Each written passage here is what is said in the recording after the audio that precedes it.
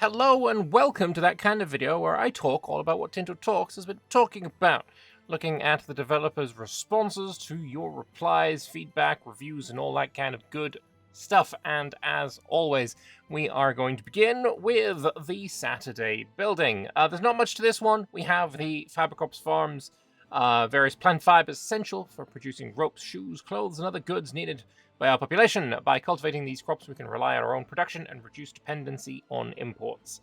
It's pretty basic building. You add some livestock, some lumber, some tools, and you get more fiber crops.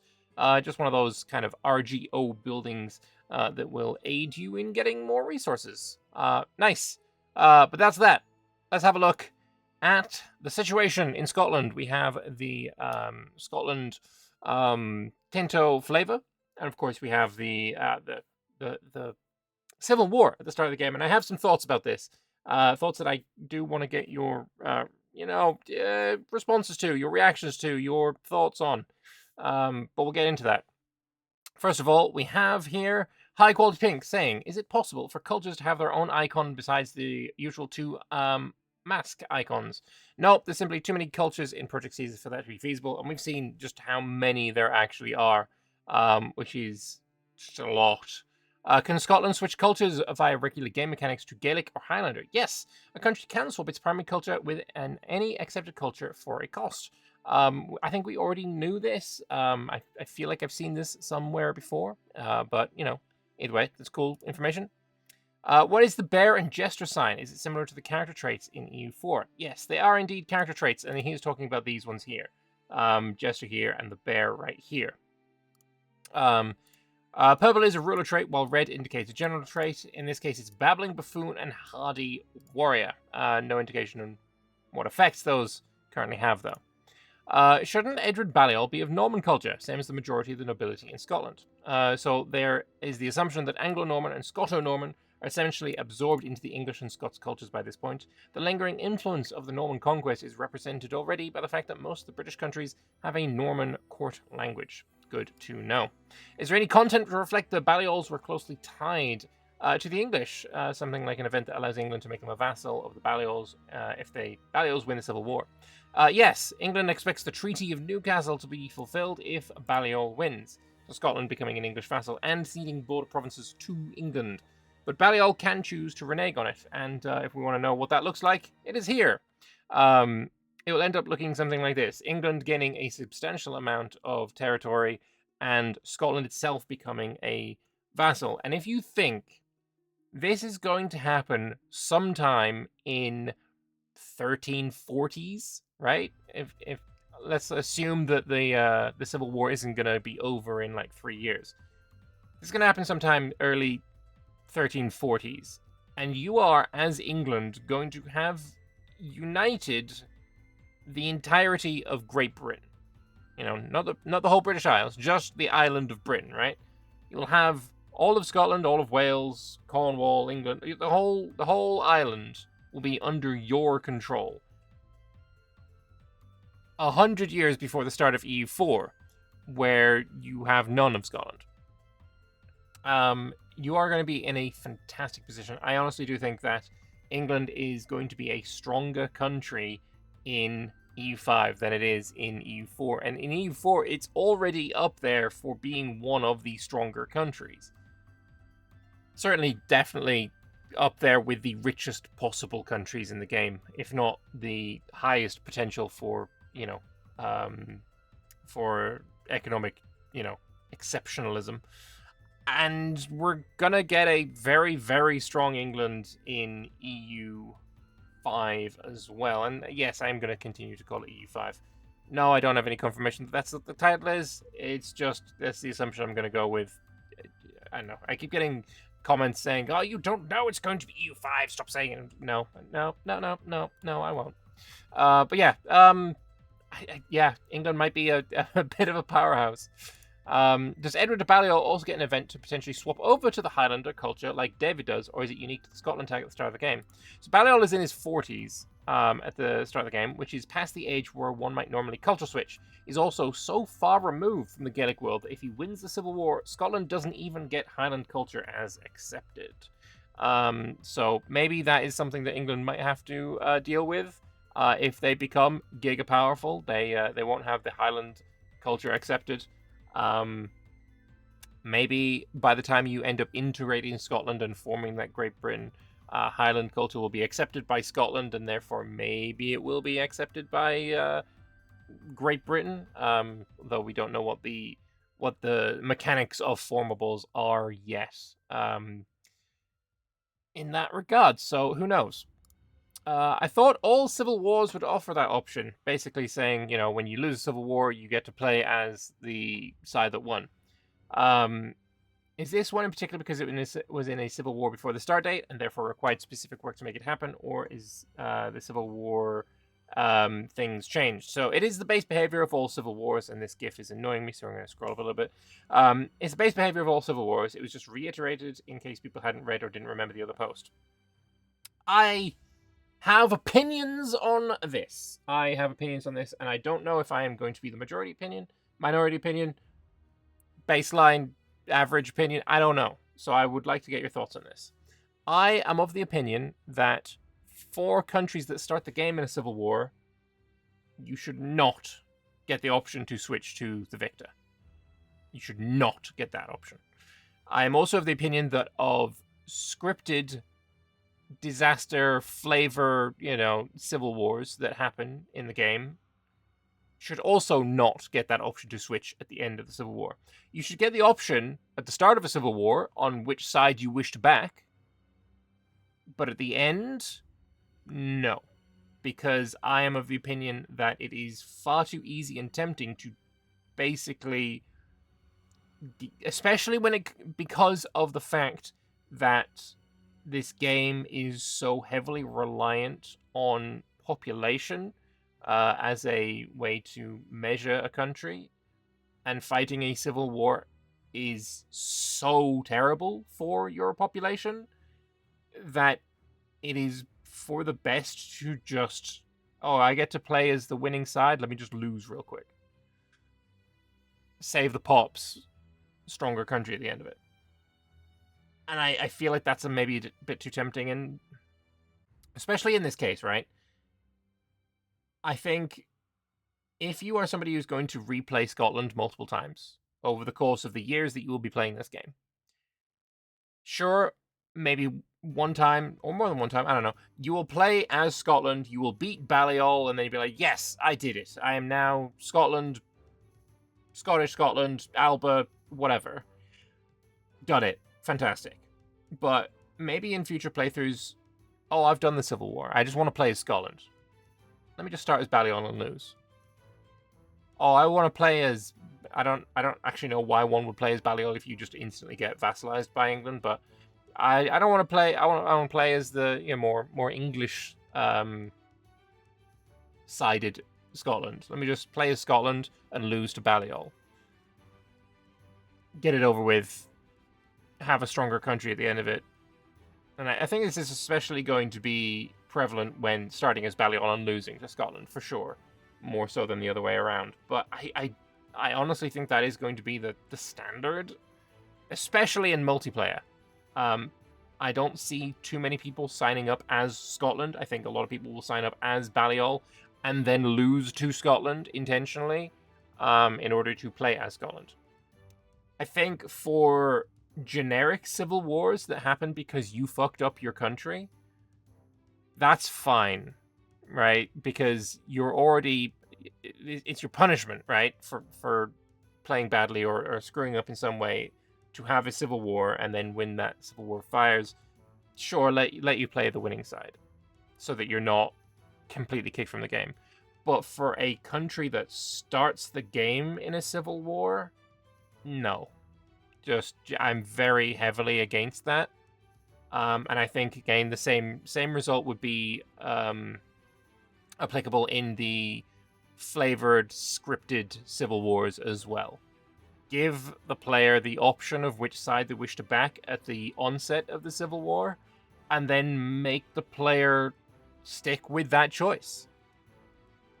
Because otherwise, the meta would just be to intentionally lose. And as much as you can say, oh, where is it?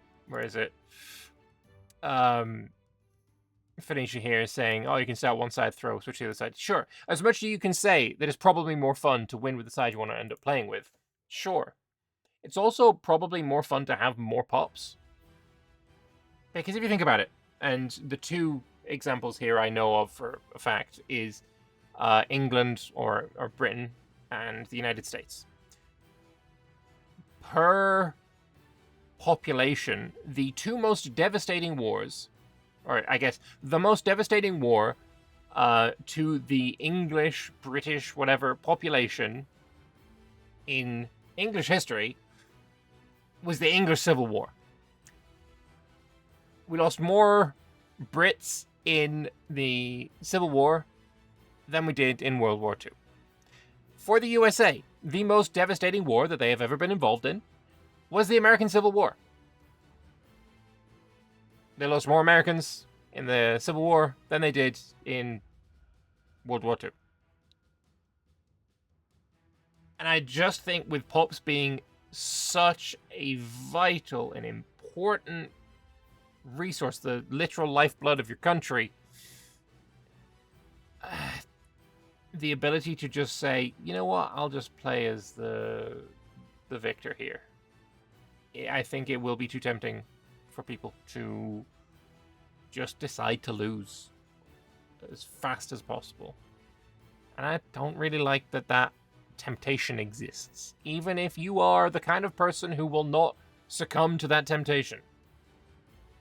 It's still there, and that's not something I think is healthy. So I want to know, like I said at the start of this little segment, I don't know if my opinion here is the majority, minority, the average, the whatever, right? I don't know. I would love to get your thoughts on this. Please let me know what your thoughts are on Civil Wars, because I am curious. I want to know if I have, a uncommon or unpopular opinion. If I am the man being held at sword point. I think it's from the film Tangled, whatever. If I'm that guy, let me know if I'm that guy. But anyway, moving on. Can Scotland form Hen Ogledd, and can I see the flag? Yes. Brythonic boys can only can form this, and oh my god, that flag slaps so hard. It goes hard, it is gorgeous. I am a big fan of the flag. You know what, I don't know if you noticed, I kind of like dragons. It's not only, limited to white dragons. I just like old dragons. Dragons kind of fit my vibe. This flag goes hard. I think it's gorgeous. Big fan of it. Big fan of it. How can they be formed? Is Hen Ogledd Brythonic England or Great Britain? Can they form Great Britain after that? It's a unique tag that can be formed by a brave Brythonic country that has reacquired the rightful territory of the Scottish Lowlands and Northumbria. And I'm curious as to what Brythonic countries there are, because you could say, oh, Wales. Right, not Brythonic, right? However, Wales at the start of the game is English primary culture, because it is the culture of the ruling class. I guess you can swap your primary culture to Welsh, which would be a Brythonic culture, and then maybe you can go and form Hen Ogledd. And I think I kind of want to give that a try, because that sounds like a lot of fun. But yeah, going to be certainly an interesting tag. I mean, we know from the I'm not going to go and look it up, but we know from the Tinto maps of British Isles that there is full localization for Welsh British Isles. Every location has a Welsh localization for it, which is fantastic and a lot of fun. So maybe that's something I want to look into doing.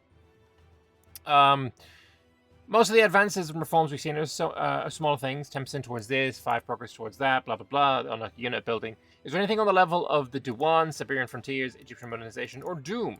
So, there are, but they're focusing more on smaller and localized flavor rather than more extensive mechanics, which will have to wait for their appropriate time to be revealed. It wouldn't be a super secret project otherwise. True, fair enough. I'd say mostly what we've seen so far from advances are that they are a replacement for national ideas, and I think of these, I can't remember what Duan is. I'm pretty sure this is a mission tree reward. This is a religion, and only this one comes from national ideas. So, I mean, I suppose he does say reforms as well, so I don't know. But I think we're going to be seeing more mechanics-based stuff as well. Like, we have seen some of that already. But certainly looking forward to seeing more mechanics-based stuff that is unique to various countries. That should be fun. Please rate Harbour, not Harbour.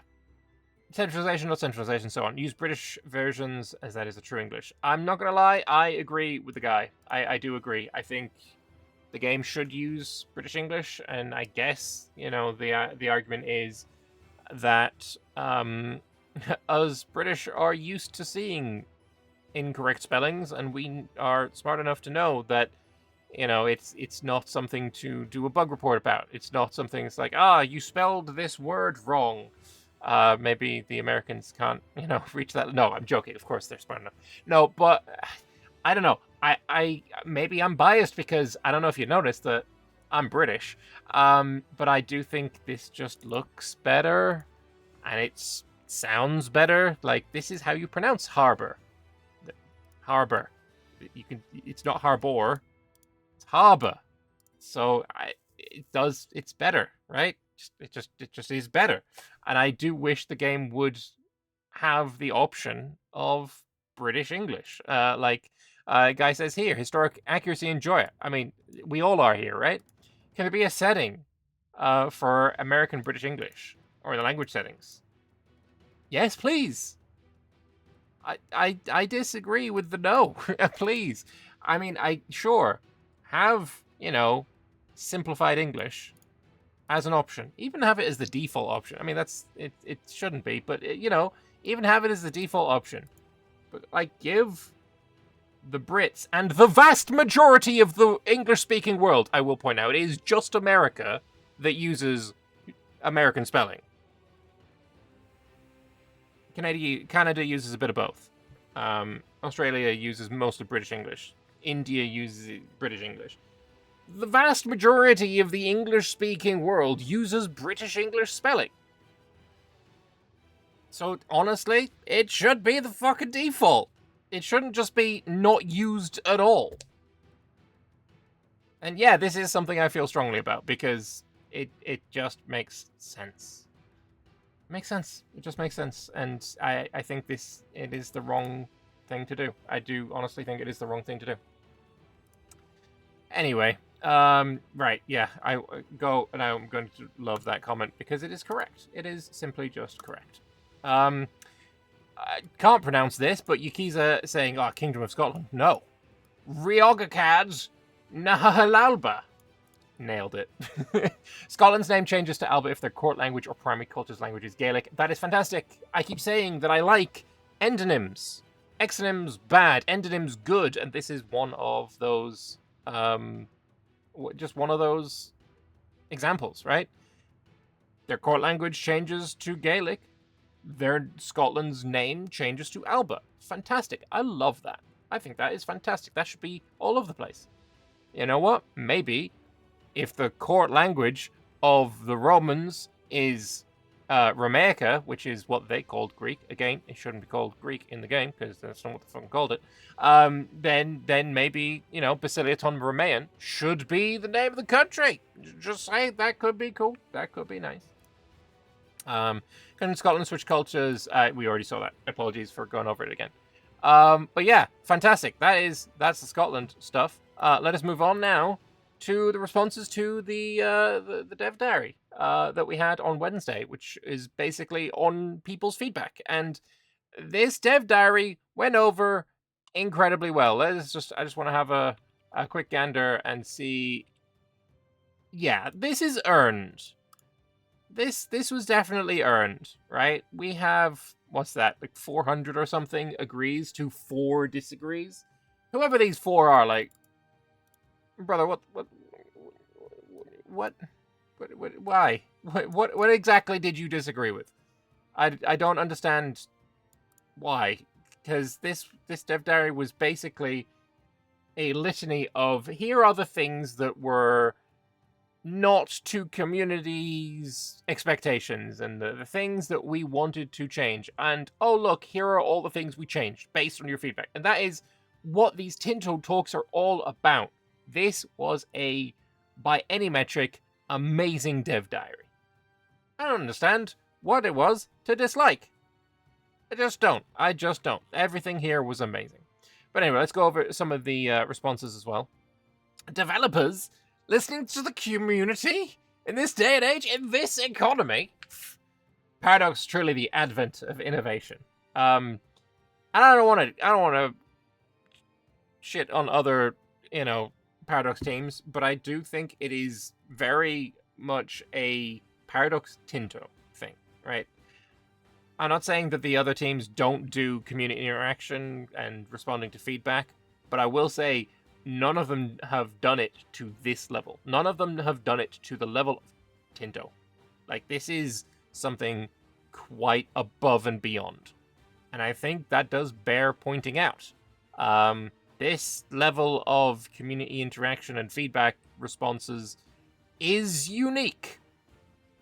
I don't know of another dev team that does it, like, in, outside of Paradox. I don't know. I don't follow other games as closely as I follow Paradox games.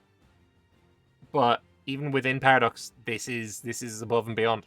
Johanna, you're saying he's an old guy. He will turn 51 this summer, and he still does it the way he did 25 years ago. And this is the correct way. This is the way, because, hell, it's working. People are excited. They are hyped about this game more so than I've seen them hyped about any game that Paradox has released or announced since I have been into Paradox games, and that's been over 10 years now. Ooh, that's a long time. Anyway, it is very exciting to see. Can we see a teaser of the physical map and or physical buildings? When they announce the game officially, they will be showing that. So when this will be, we don't know. There are speculations and assumptions and rumors, but there has been nothing substantial given on that at all. One of the rumors that I have seen that I quite enjoy is, the game starts on the 1st of April, 1337. All right, that is the first day of the game. So clearly a good option, a good shout would be to say that the game would be announced on that date. It's a fine theory. It's a fine bit of speculation. However, I will point out there is another thing that happens on that date. It's called April Fool's Day. No one will believe them. So no, it's a terrible idea to announce a game on that date. I don't think that's going to be the case. When the game is announced, I honestly have no idea. But I am as hyped for that announcement as all of you, for sure. Very good changes. I have 2 questions, though. Why not add cloves if you added saffron and chilies? Well, sure. I also agree. Cloves should be added. But unfortunately, to our great displeasure, our great disappointment, our great dissatisfaction, Johan here saying the limits are good. We should have to be, satisfied with the limits imposed. I'm only joking! Fuck, where's it gone? No, I had it. No, I've lost it. Fuck. God damn. There was a comment that I had found that I have now lost. I had a whole thing. Planned, and now I've gone ahead. Fuck. Fuck the limits! We have cloves! 45-minute test, add them back in as they had the art from before Indonesia. Now it's cloves. And the rest of Asia has pepper. I did prepare it. I don't know if you noticed, but about, an hour ago, I released this exact video, but there was no sound, so I'm re-recording this whole thing. And I had it prepared, and the first time, and it was great. It was a fantastic little segment, and screwed it this time. Whatever. Cloves are in. Rejoice, people! Quickly, before he takes it out again. Cloves are the aromatic flower buds of a tree found in the Moluccas. They became one of the most valued and expensive spices in the Eurasian trade networks, prompting Europeans to find sources of supply for this and other spices in the late Middle Ages. This drove colonization. It drove countries' diplomacy. It drove the history of the region. It absolutely should be in the game. And I just want to point out, Wednesday at 4 o'clock, Thursday at 12 o'clock. It did not take him long. What's that? 20 hours? Took him 20 hours. Call it 19, because it only took him 45 minutes to add. To go back on what he said and then just add it. What's the performance impact when adding 2 more pop types? Currently, most performance costs are AI related, so it's hard to say. And also, another one here, also talking about the pops, it basically has 0 impact. So it's either hard to say or it has 0. I mean, one of those two. Either way, I think it is a bit silly to be talking about performance impacts of things right now. Obviously, it will be on the developer's mind. It should be, at least, and I think it is. One of the very first dev diaries we had spoke about performance impact, and I think the dev diary that I made a video about last week also had mention of performance impact. So it is definitely on the developer's mind. But from our perspective, saying I'd expect a significant performance impact, I mean, there is no basis for this expectation. This is just pure speculation based on nothing, right? So I think that is a little bit silly. But I have trust that we're going to get a game that runs at the end of this. You know, why expect less, right? I have some questions about laborers and soldiers. Are laborers used for any kind of RGO or only for manufactured goods? They are used for RGOs. They require laborers. And how has the addition of soldiers changed the way that manpower works? Is it now closer to Victoria 2? Soldiers make manpower production slower to start, and it is already more connected to pops than Victoria 2, which I find actually kind of wild. Victoria 2 is already, right now, the game with the most connection between the pops and the military, or I should say the closest of the good Paradox games. And if EU5 is already closer, it's more connected, that is a great thing. That is a fantastic thing. Again, I think the way to play from 1836 to, 1936 in a Paradox game, come this time in, say, let's 3 years' time or whatever, is going to be the Victoria mod for EU5. I can't see it being any other way, because no other game other than Victoria 2 nicely simulates that period. So and that game is showing its age. So I'm really looking forward to the future mods for this game. I think it's going to be a great freaking time. And then finally, this is the kind of thing that makes peacetime actually fun and worthwhile. Players who are obsessed with squeezing as much as they can out of their nations will probably love it. And Johan's here saying that peacetime is pretty good. And I believe there is a lot to do with regards to building and trade, colonization. I think you can spend a lot of time on peacetime. And for better or worse, that has been one of the criticisms of EU4, right? You can play the game entirely at peace. But essentially, a lot of the things that you do while at peace in EU4 is essentially just to make your country strong enough for when war breaks out. And war inevitably breaks out. Games that are... like, grand strategy games includes warfare. And good grand strategy games includes a decent amount of warfare. And, having your country... having the peacetime and the economy based solely around preparing for that warfare is probably not the best way to do an economy, but also having 0 on that is also not the best way. I think, there needs to be a balance there. We won't know what that balance is in EU5 until we get our hands on the game, but so far it looks like the economy is going to be fun. It looks like the warfare is going to be very connected, and I think it's showing good signs. It's showing good signs. But anyway, that's all I have for you today. I would like to know your thoughts in the comment section below, though. So please do leave them down there. And I forgot to ask if you could subscribe to the channel. Maybe do it before the bees go extinct. And, as long as bees are around, the channel will grow. Anyway, thank you all very much for watching, and I'll see you next time. Bye-bye.